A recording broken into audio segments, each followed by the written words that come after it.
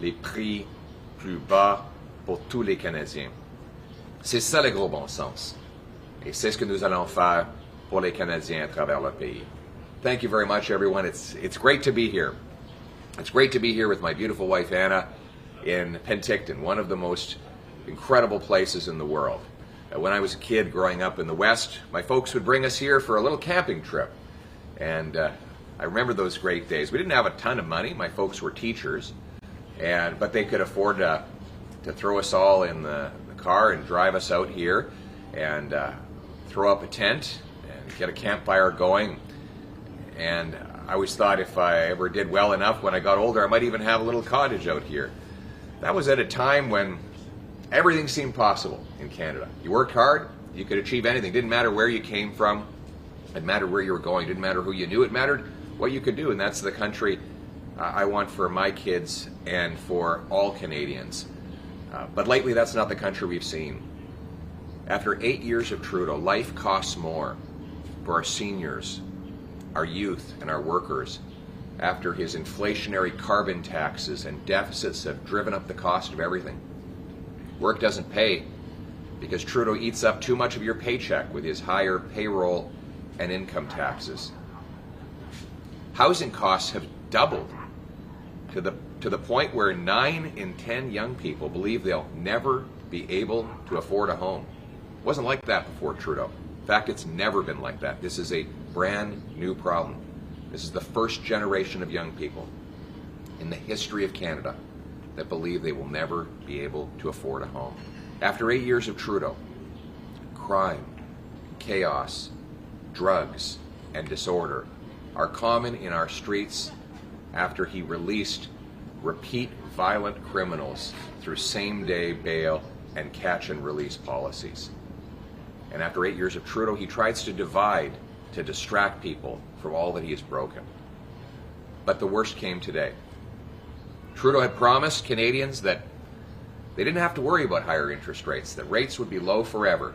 Today, his policies have forced the Bank of Canada to deliver another uppercut to Canadian families who are drowning in debt. We have the most indebted households in all of the G7 after 8 years of Trudeau. And now that debt is colliding with rapidly rising interest rates. Rates have gone from 0.25 all the way up to 5%, an absolutely astounding increase, 20 times higher than they were just over a year ago, all after Trudeau promised that they would stay low.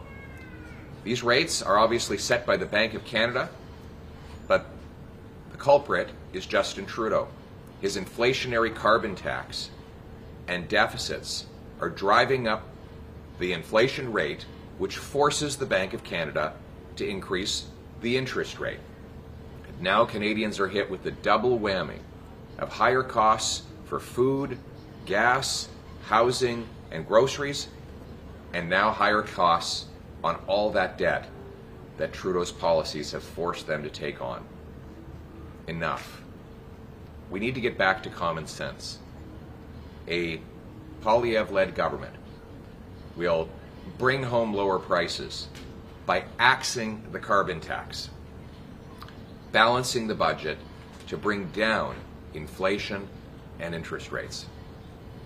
We'll make work pay by lowering income taxes so people bring home more of each dollar they earn.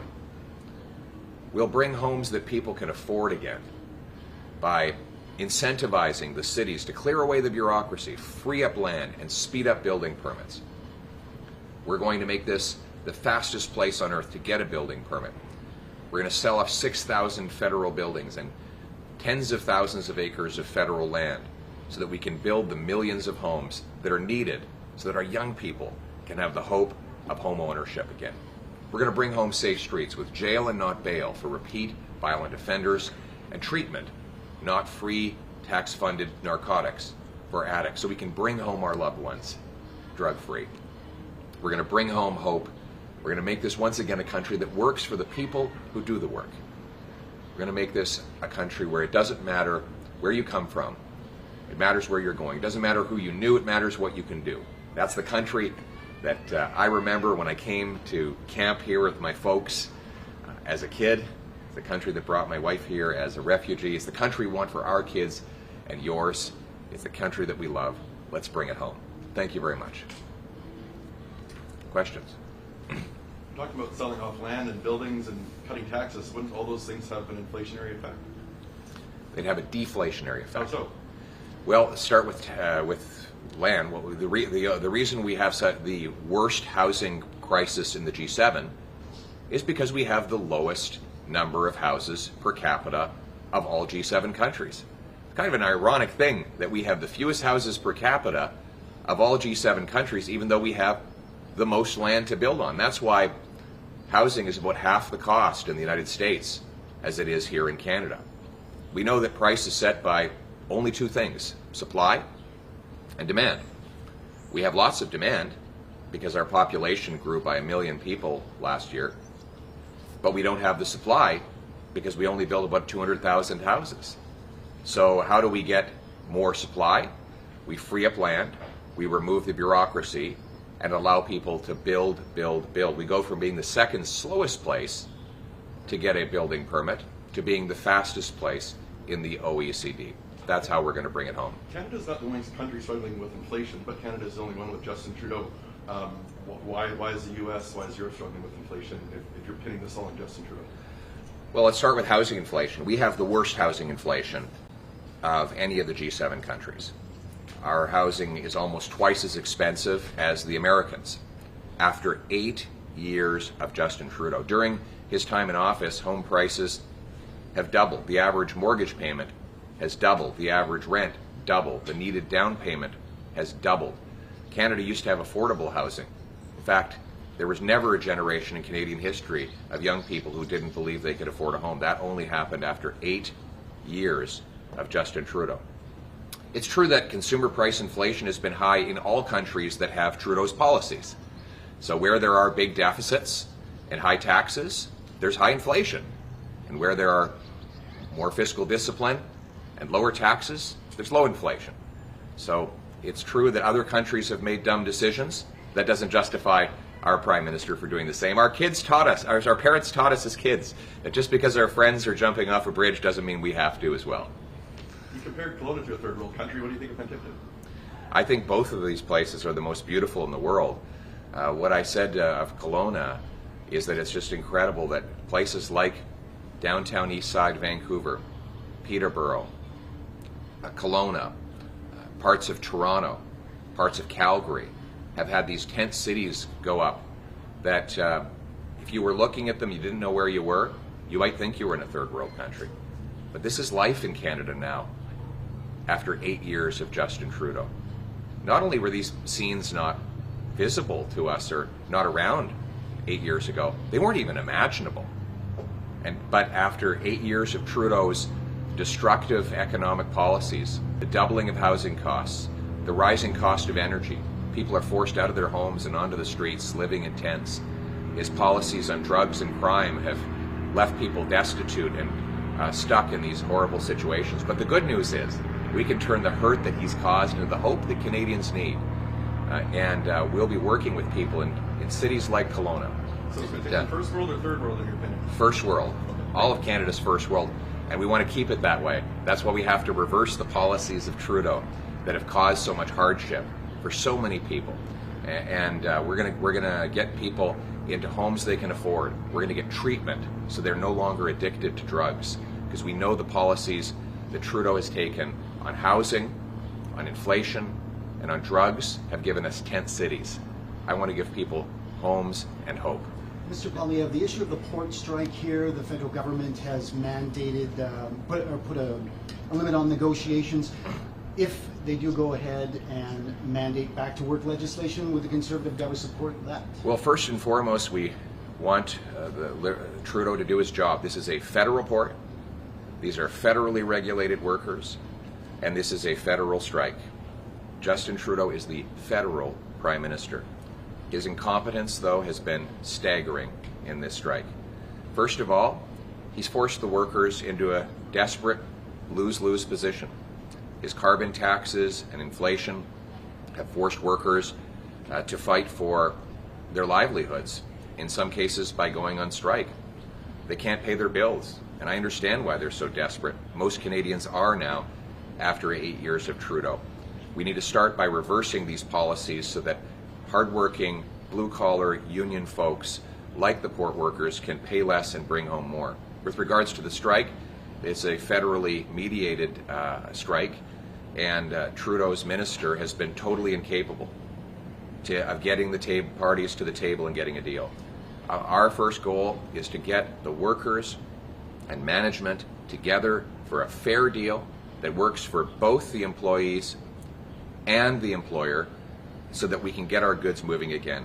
We want Justin Trudeau to snap into action, stop the incompetence, and get an end to the strike. At what point would you approve of back-to-work legislation in this case? I don't want to answer hypotheticals, but I think our goal is to get a mutually agreed upon deal that's fair to the workers and fair to the employer so that we can get our goods flowing again.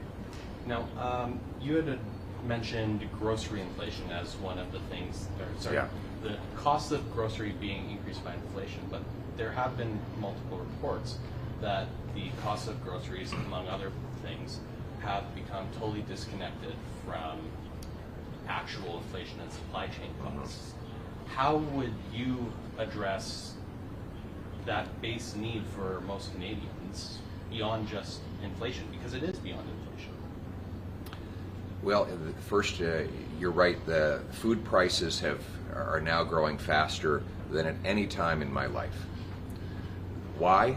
Well, because the carbon tax on the farmers who make the food and the truckers who ship the food is a tax on all who buy the food.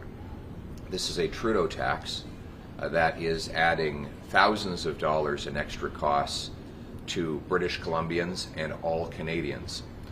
The Parliamentary Budget Officer has shown that 60% of people pay more in the carbon tax than they'll ever get back in rebates.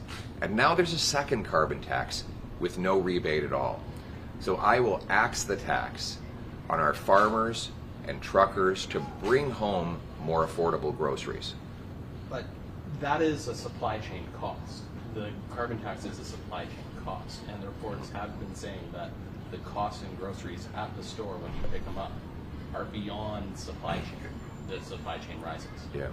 That it's, some say that it is grocery companies are gouging the average Canadian. How would you address that? That's possible. I think after 8 years of Trudeau, there's less and less competition. Our economy is controlled by fewer and fewer powerful corporations. That, combined with the skyrocketing carbon tax on the farmers who make the food and the truckers who ship the food, is driving up the cost on those who buy the food.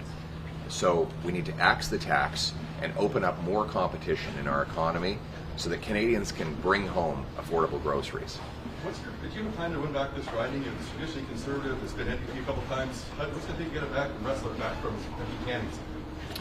Well, the NDP and the local MP have sold out Penticton, Trail, and the many local communities in this riding.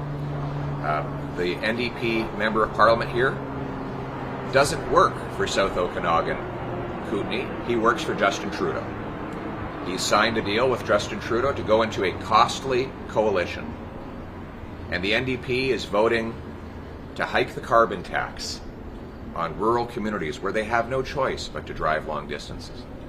The NDP's voted to ban hunting rifles in a largely rural riding where hunting is a part of the way of life. The NDP supports Trudeau's housing inflation.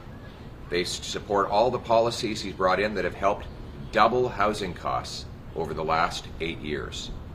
So the question is, do you want an MP who works for the South Okanagan and the Kootenays, or do you want an MP who works for Justin Trudeau? The people here deserve a strong voice for them, someone who will bring home lower prices by axing the carbon tax, bring home powerful paychecks with lower income tax, bring homes people can afford by removing the gatekeepers to build more, and bring home some common sense by going after real violent criminals instead of going after lawful hunters and farmers. Do we candidate here yet? Are you thinking of anyone? We'll have the members will choose the candidate. That's how we do it. Grassroots, because the candidate we elect as MP in this community will work for this community. They won't work for Justin Trudeau in a costly coalition with the NDP. Mr. Poilievre, a man showed up in Alberta with a straight pride shirt, posing with politicians for photo ops. What do you say about that kind of messaging as people from the LGBTQ plus community are fighting for equality in Canada? I don't agree with that shirt. Now, if a MP Cannings is re-elected and there is a Conservative government in the next election, how will you plan to work with him to make sure that communities like his, which do not have a Conservative member of Parliament, are represented in your government? We'll work with members of Parliament of all parties to serve the people. At the end of the day, this is a country where the government is servant and not master. At least that's the way it's supposed to be.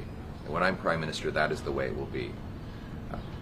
My message, though, is that the people, the Okanagan and the Kootenays, need someone who's working for them, not someone who sells them out to sign a coalition deal with Trudeau, to hike taxes, ban hunting rifles, make housing more expensive. That's what you've got from voting for the NDP. You've got Justin Trudeau and the disastrous policies that are unfolding before our eyes. What we need is a change. Someone who will work for this community first, that will bring the common sense of the common people, united for our common home. And that's what you'll get with a Conservative member of Parliament here in this community.